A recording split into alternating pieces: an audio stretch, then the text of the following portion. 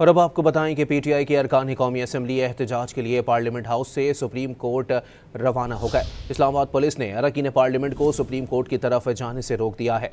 मजीद जानते हैं don news के नुमाइंदे अब्दुल्ला मोहम्मद से। जी अब्दुल्ला, बताइएगा कितनी बड़ी तादाद में कारकुनान उनके हमरा हैं?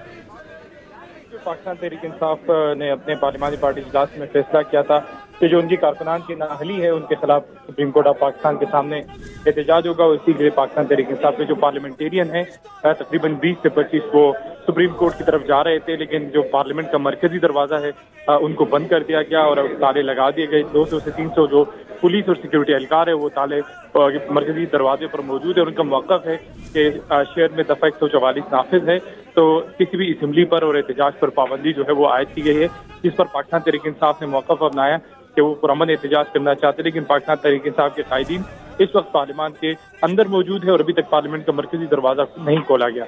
जी बहुत शुक्रिया अब्दुल्ला।